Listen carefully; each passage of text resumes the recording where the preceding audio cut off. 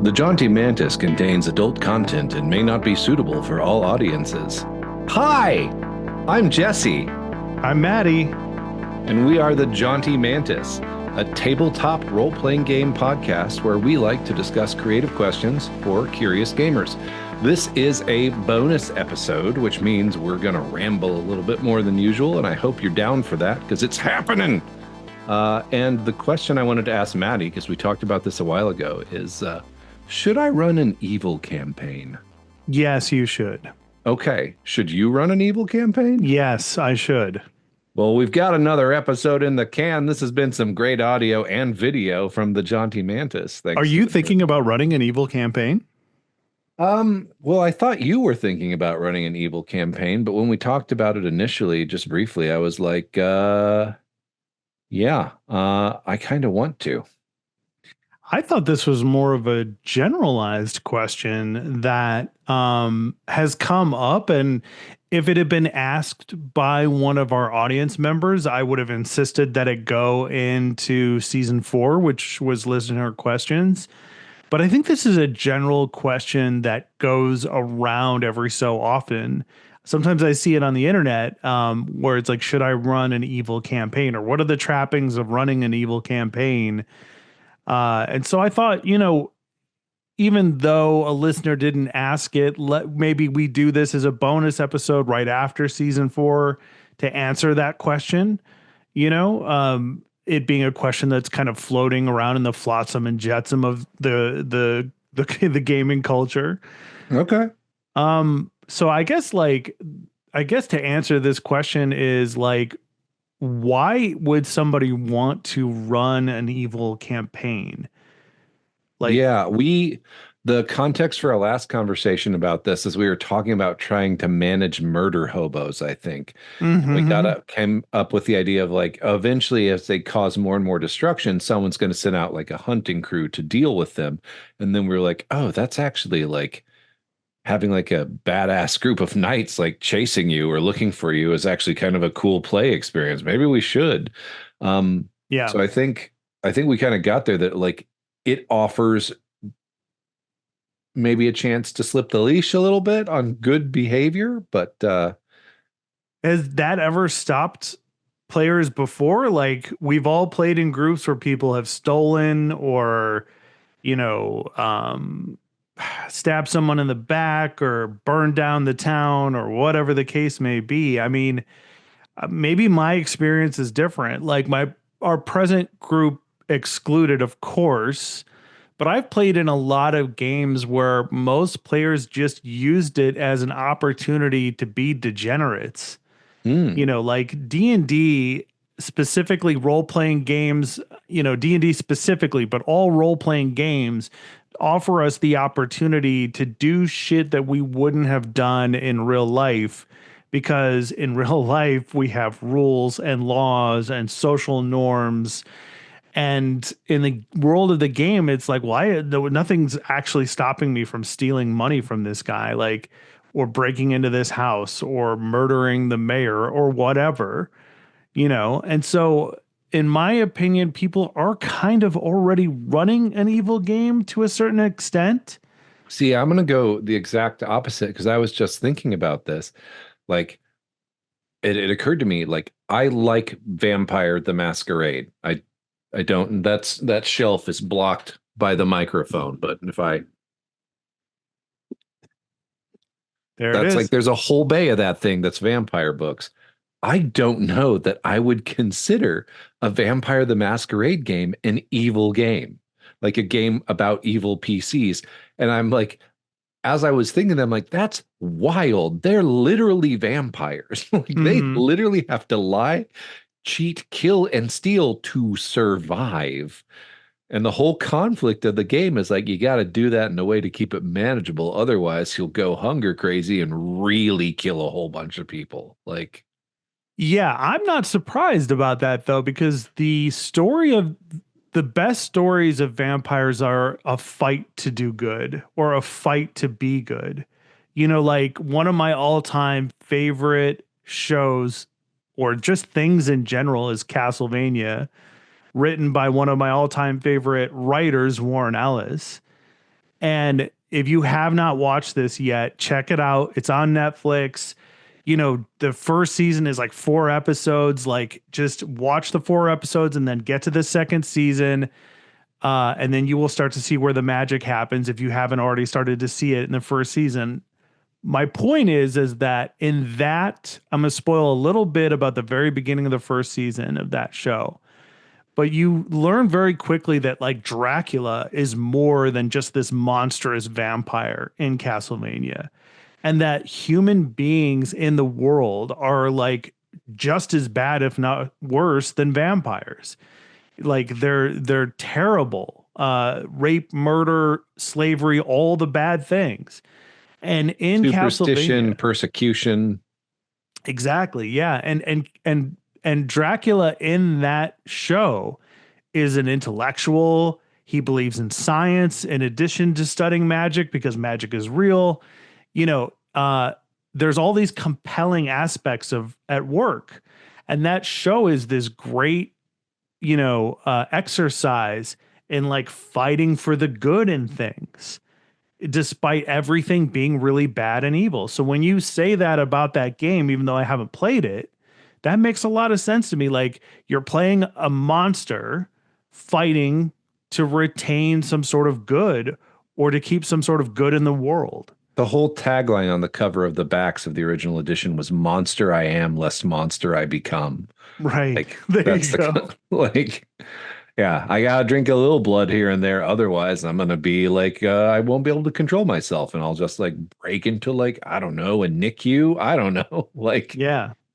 The two most compelling characters of Anne Rice's vampire books are Louis and Lestat. You know, Louis, he's like clutching his pearls, trying to remain as good of a person as he can and not succumb to the evil that is vampire. And then you have Lestat being like, hey, you guys are all missing the whole point of this. Being a vampire is kind of about being alive in a weird way. yeah, I mean, you got to kill a whole bunch of people to do it, Yes. but like Yeah. it's all about the experience, man. Yeah, yeah. And so that does not, what you said does not dissuade me from arguing with that, like or does not put me off on that. I agree with it. I wanna go to the next thing of like the campaign framing for like an evil campaign with evil PCs. But first, just like because this is a bonus episode, but akin to something we would have done in a season, I have a little bit of a framework in my head. What do you think are some pros of running a campaign with explicitly evil PCs?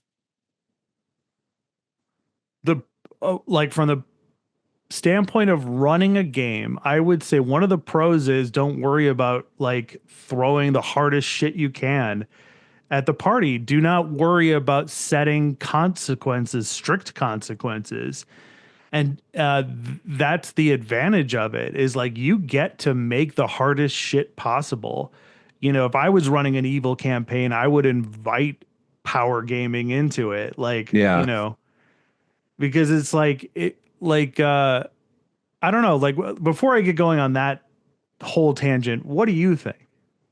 I think like the opportunity for catharsis as players. Okay.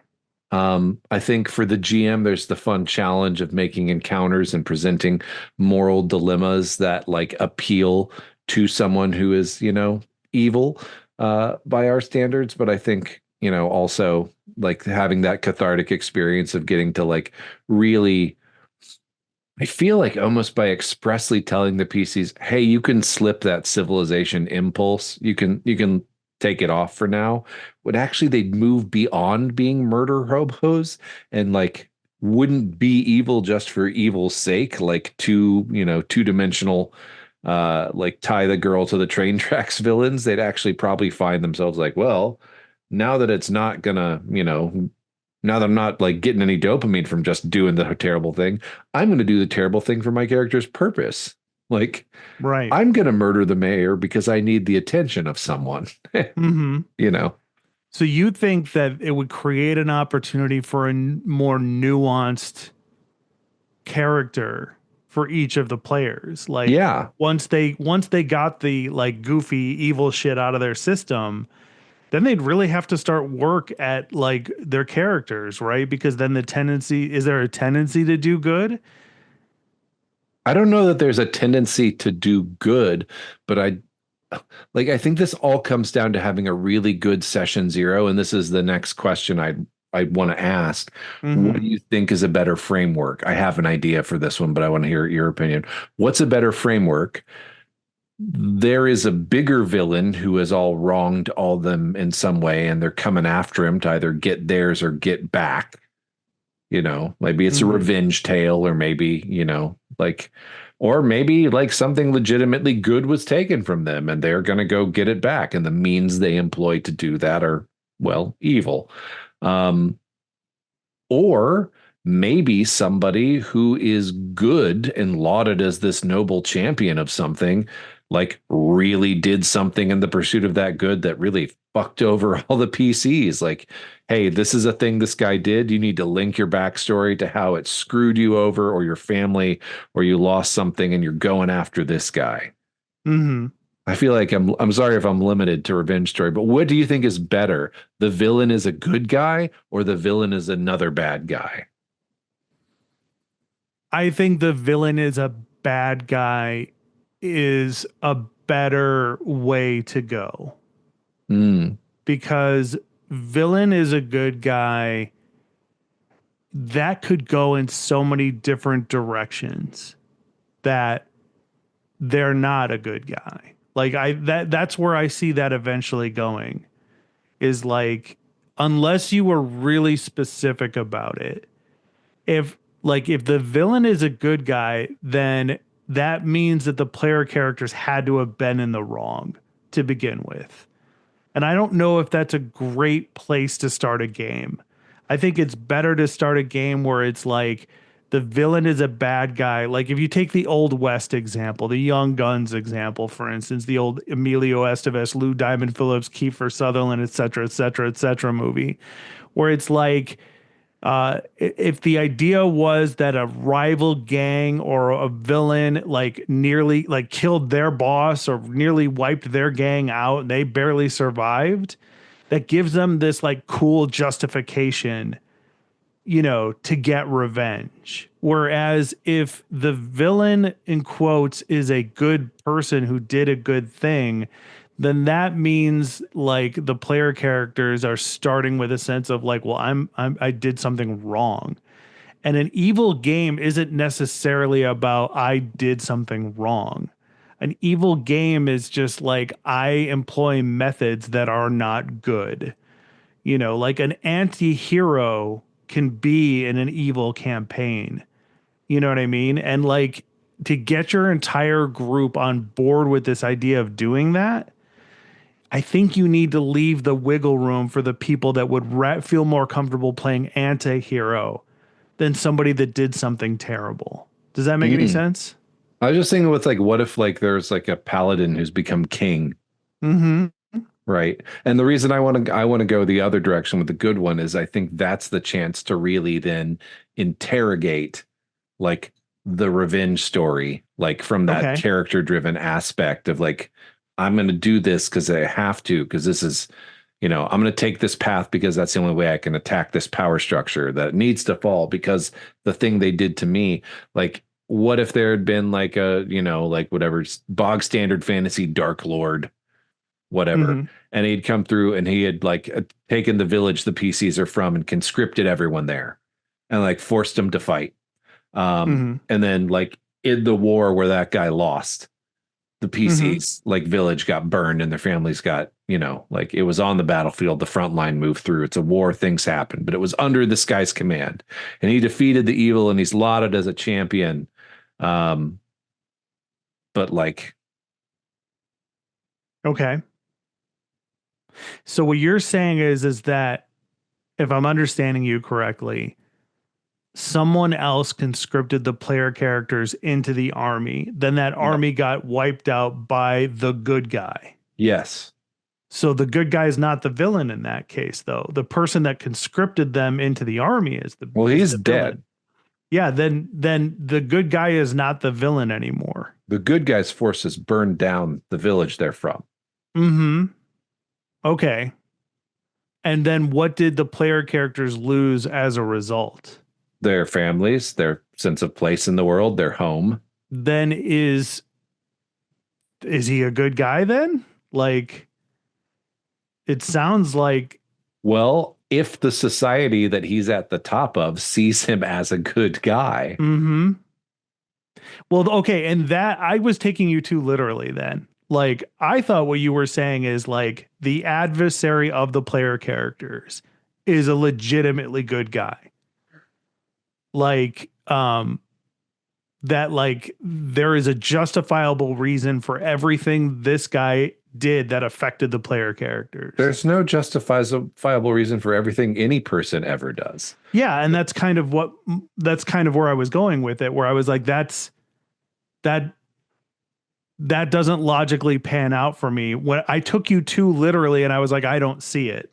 you Yeah, I know? mean, like the guy, like you, I think if you just started out like at the early campaign, maybe you don't even have to make the call. Like the guy that is the major antagonist or the goal of the PC's revenge or what, however you want to set this up, is seen as a genuinely righteous, noble, and good person. Mm-hmm. Bad things may have been done in their name, but like he's generally like well lauded by the society that he sits. Like he's a noble king, and people are glad he's king, and that now there is peace and blah blah blah, and they're all so happy. And his army burned down your village, and you're going to make that bastard pay because there's no one else to make pay. You're the people that conscripted you; they lost, they're dead. Um, like is the guy a good guy or not, you don't know yet, and that leaves that like whichever when they get there to actually have some contact or hear stories, it leaves it open to be like, oh no, this dude is actually secretly a piece of shit, just like you. You can reveal him, and then maybe even give him the chance to have the "we're so alike, you and I" speech, in the final confrontation, or to be like, no, he's legitimately a good guy, and maybe the PCs turn away from their quest for revenge. They don't, but maybe they do. Yeah, I think what I was envisioning is what the Acolyte was trying to do, that Star Wars show that just got canceled recently, well, within the last couple of months in 2024. But like that show was trying to paint a picture in which the Jedi as an institution, they end up having a negative effect on other people in the galaxy, even though they're not intending to do so.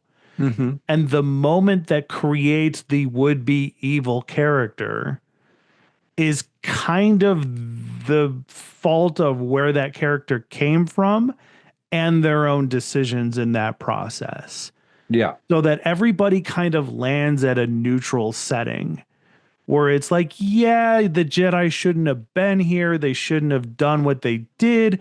But ultimately, what ends up burning the house down is the actions of the people that produce the main character. I'm trying to be vague in case anybody will be interested in a show that's never coming back, unfortunately. Uh, um, but like, do you see my point where it's like, is that more akin to what you were trying to say is like it's a matter of circumstance and then the whole game is like a dissection of what good and evil truly is? I mean, I think that's a theme that you can work with. And like, because if you're going to have the PCs be like evil and do evil actions in pursuit of them, there needs to be, I think, a moral weight Mm-hmm. to them. So it's not just like a slaughter fest. Like, it's not just Mm-hmm. like, go kill a bunch of peasants. Aha, we burned this village down. Like, okay. Like, I would why? be tempted to do that. I would You be know? tempted to do the game of being like, you're evil. Like I would do a cold open with them in a town killing peasants and then just be like, what do you guys do? Yeah, why do these people deserve to die? And they'd be like, well, why are we here? And I would be like, you heard there was treasure in the town. When you showed up to take it, they resisted you. And as you started to search the town, because none of them would give each other up, one of them got free and a fight broke out. Now the town is fighting for their lives against you. What do you do? Well, do we know the gold is here? No. You think it's here. It's here somewhere. What do you guys do? Like, that's what I would be tempted to do instead of creating. I'd be tempted to do both. I'd be tempted to create a grand plan or to just do like an in the moment, like, hey, you said you were evil. Prove it. Mm. Yeah, I think that's like there's the revenge story campaign where they could be considered anti-heroes, but the gloves are off on what they do Yeah. because of the alignment written on their sheet. And then there's a bandit campaign where you know I'm but just here's way more here's the thing interested in that I've realized, consequences. like as horrific as the actions of bandits have been throughout the broad swath of human history, there's a reason they became bandits in the first place. That wasn't always their fault. It's like, Yeah. dire economic hardship and people trying to survive. These people happen to know how to maybe swing a sword. Yeah, I mean, and you live in a world where you're like, there really is nothing stopping me from taking what that person has, and all they have to do is just not fight me, and we'll be Hmm. fine. Like, let me Hmm. just fucking take your livestock, right? Like, I guess so. I mean, I'm more interested in the consequences. I'm more interested in saying like, because that came out of that discussion that we had about like if you just let the player characters be murder hobos, like that might create a more interesting game than you had written, right? I would try to put in either version, the grand scale or the small scale. Either version, I would definitely put into effect like a curse or something, a code that says like, look, we're going to establish some things we don't want in this game. We don't want child murder, we don't want rape. If those things have to happen, keep it in your head. The rest of us don't want to deal with it. Everything else within reason is kind of on available to you. We'll have an adult conversation about it. This is an evil game. Here are the topics people don't want to come up in this game. Somebody could be like, I don't want to deal with slavery. Like, that's a no-go for me. Fine, no slavery, you can't do that, whatever. But then I would also add in a caveat of a curse that each one of the player characters has that makes it incapable for them to betray each other. They cannot steal from each other. They can't kill uh, each other. They cannot lie directly to each other. Because I'd also be interested to see how they try to get around these things. You One of know, the things I was thinking about, then this kind of is a good segue into like systems or maybe how you would do it. yeah, Are you familiar with Black Crusade? no, Black Crusade is a 40K RPG published by Fantasy Flight where you are either traitors, Chaos Space Marines, or devotees of chaos. Like you are, like the goal is to accumulate enough power to become a warlord and launch your own Black Crusade. okay, So it is an evil campaign, like by definition. And it has this system called a compact that is like used for each kind of leg of the campaign. The PCs all prepare a compact where they get together, they'll convene in character for the purpose of the compact. They'll choose an anointed who is the leader for this compact. They'll muster their resources. They'll dedicate the compact to one of the dark gods if they want to. For potential bonuses, and then they'll create a goal and what the conditions for success on that goal are. And so, like, we are all working within this compact, even though we are all like insane 10,000-year-old transhuman with demons wanting to possess us, wielding chainsaw swords. But we have this beautiful. compact that we've stuck to. And I'm like, that's a really cool, like, it's a mechanical tool in the game. But it also helps you map out your session planning. Like, oh, what's the goal? We're going to subvert the governor of this system. Cool. That's the Okay, compact. That's the goal. Let's go for it. And it also tells you when they meet it. And then they can get mechanically, because there's this whole renown system in Black Crusade.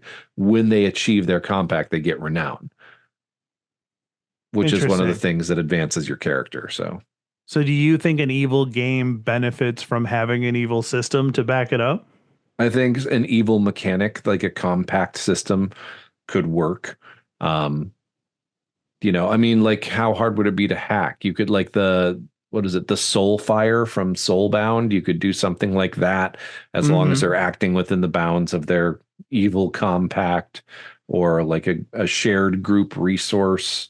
Um, there's fellowship points in the One Ring RPG that like as you can use. I don't know, like just something like that to tailor that like that there's a when you work together towards your overall goal, even though you all are liars, thieves, and blah blah blah, it's easier. And here's a mechanic thing that reminds you of that. Yeah. I don't know that it's necessary, but it'd be cool to put one together for an evil campaign.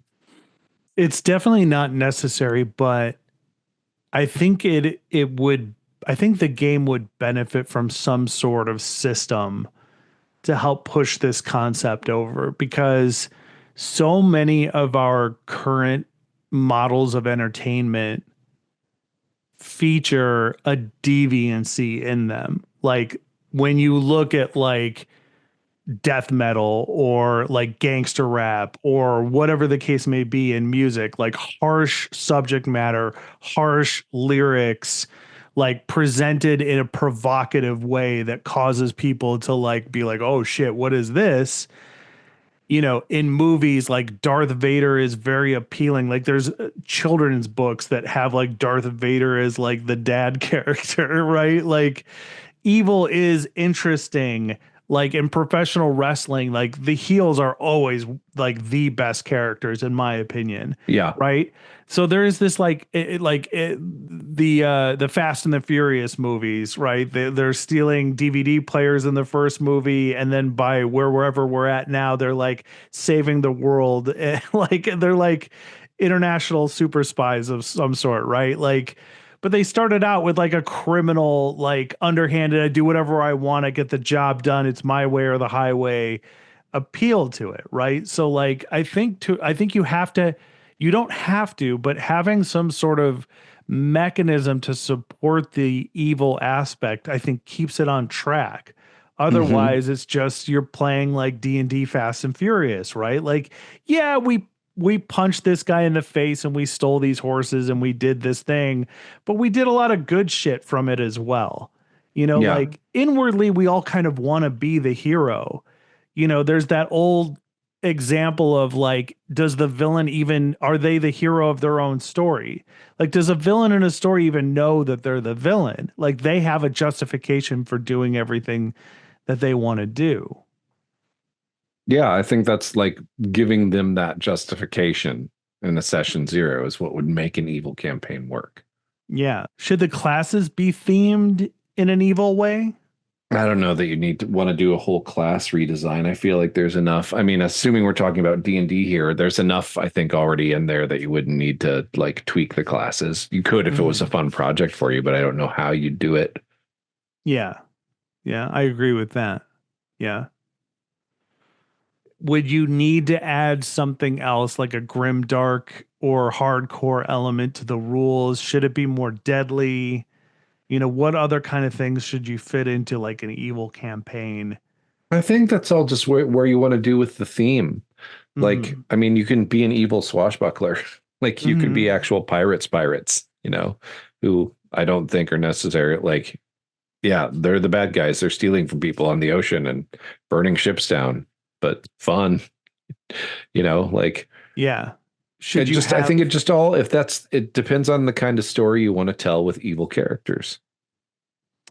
yeah, I think with evil characters, I want to tell a minimalist story. I'm more, like I said earlier, I'm more interested in developing consequences and then seeing what the player characters do about that. Yeah, you need some toothsome consequences that I don't think necessarily the mechanics of 5e would provide. I Yeah. would recommend. Hmm. Uh, I think this would be a great thing to do with Zweihander. Oh, okay. Why is that?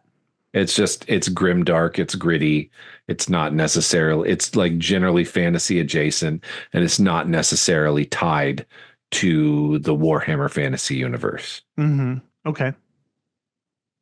I can see that. And combat's pretty lethal. It's pretty grim. Like there's rules for like blood infections from fighting and stuff. Yeah. We did an episode once where we talked about genre in role playing games. I think it was season 2, episode 1. And we Hmm. talked about like what a Wild West game what that would look like to us. And we had roughly talked about how the character classes should be like opportunist, saint, and bastard. Like the character classes are like what motivates your character and what are they willing to do in order to like get through life or succeed in the adventure. Oh yeah, the Yeah. opportunist, the white hat, and the bastard. Yeah, basically, yeah. And I think I would want to do that in an evil game. If we were playing a 5e D&D evil game, I would want to take alignment out and say like you're evil. What's your motivation? Here's your 3 options. You know what I mean?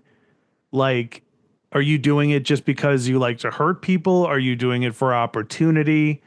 You know what I mean? Like that Like I that don't that is something I'd like to do because evil doesn't mean anything. Alignment doesn't really mean anything to me. I don't give a shit about the nuances of neutral evil versus chaotic evil in a game where everybody's evil. I don't give a shit about that. Oh, that motivation one, and I know it's just an example for me. Like one of the things I would want to say in session zero is like if your motivation is just pure sadism, like I don't want that piece. I don't want to tell a story for that person. Interesting. Like Yeah. I mean, I haven't encountered many people that want to do that in gaming. I've encountered one person that wanted to do that specifically in gaming. Like that's it, But I think that is a viable concern. That is something to state first and foremost. I think you should develop some sort of like in your session zero, some sort of version of a social contract, like I was mentioning earlier, of like, these are the things that will not fly in this game. I know this is an evil game, but we're all good people. yeah. Like, I mean, like I would almost want to use Palladium's alignments, like mm-hmm. just as like the code and be like, you guys can be aberrant or miscreant or blah blah blah, but you can't be diabolic. There's no torture for fun. Describe the Palladium alignment system because I agree with you. There's there's like 2 evil alignments. Like one of them I think is aberrant, which is where you have a code.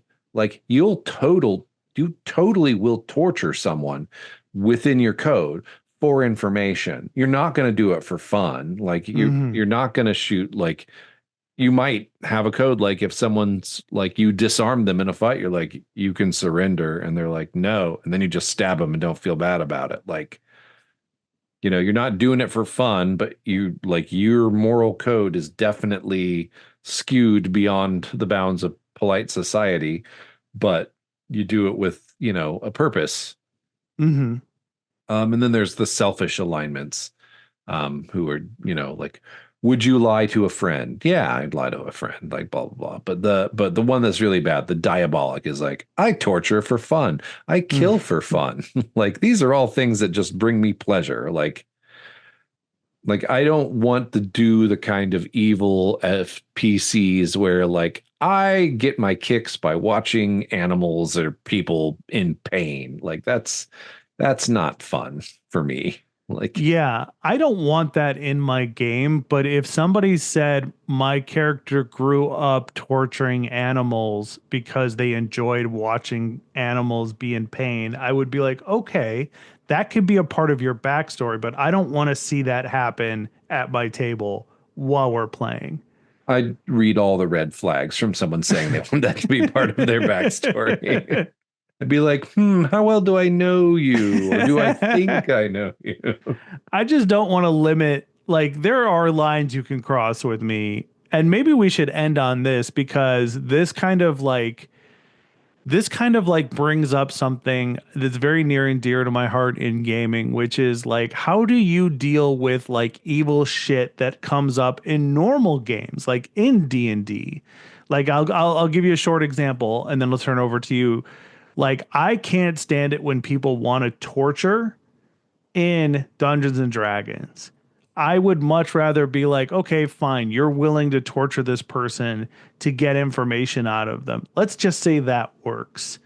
Like, okay, cool, here's what I did. No, no, no, no, no. I don't want to hear about what you did. You could say like, hey, we put the screws to this guy, and then to try to get out of that in game, like people will be like, we're gonna rough this person up until they give us the information. I'm like, okay, as soon as you go like this, they tell you everything they know. Like that's the easiest way to dissuade people from torturing one of your NPCs is just have them give up the information so that it didn't have to come to that.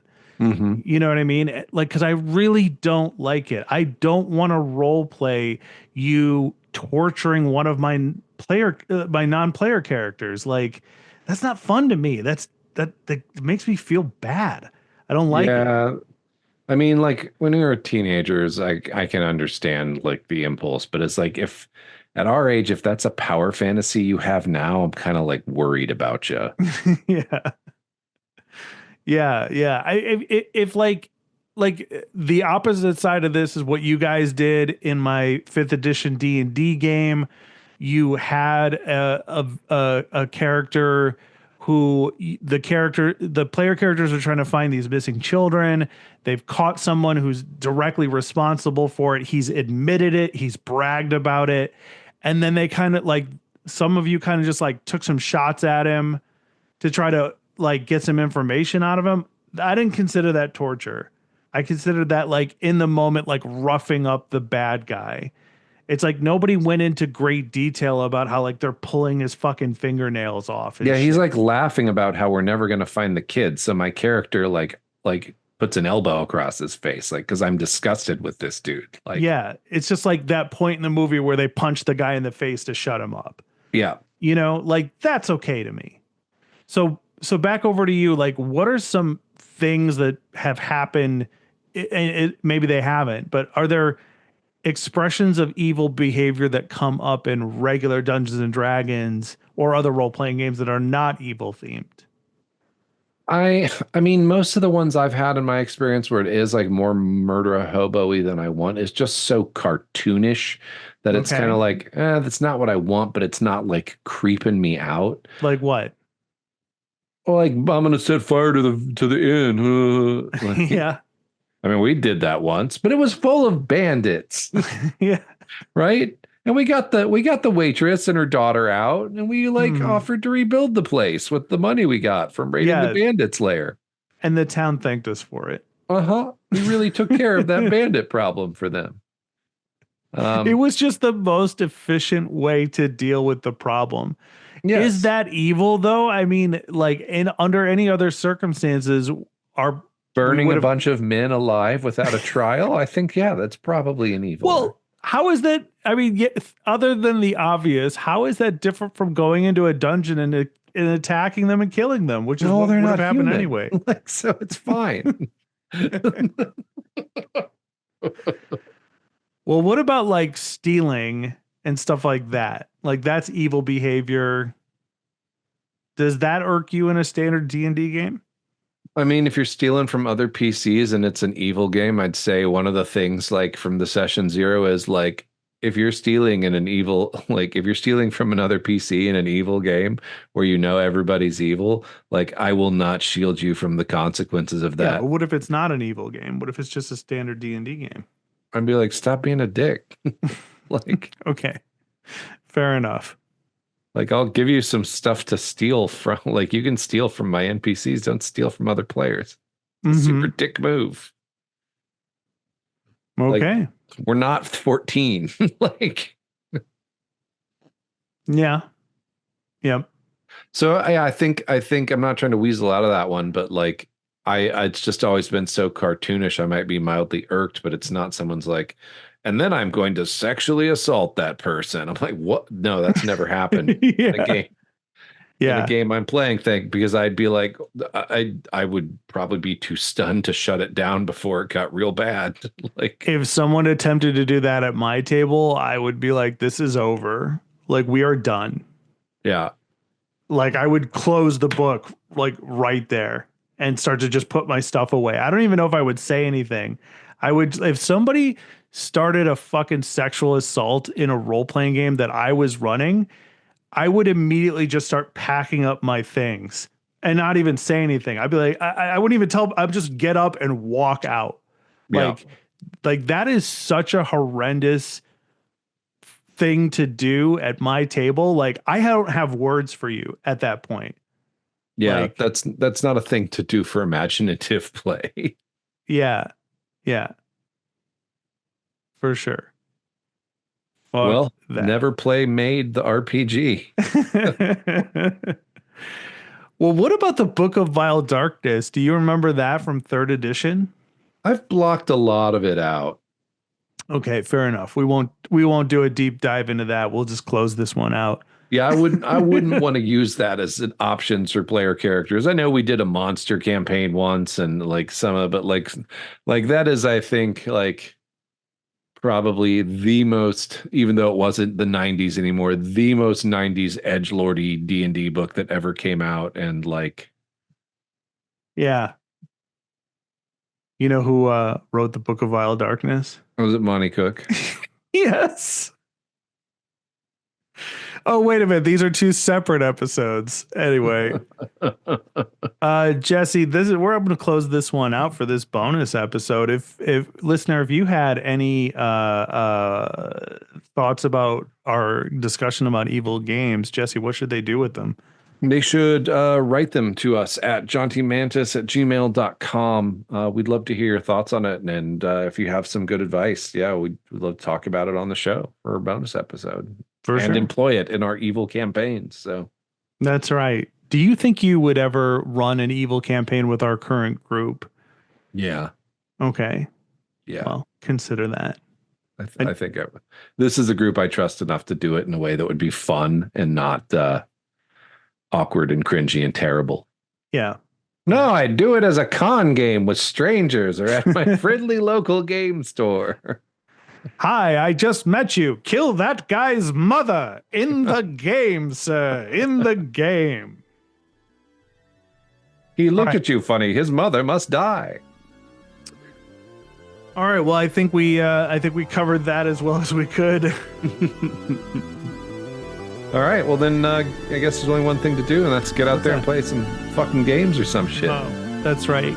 Keep playing those fucking role-playing games or some shit.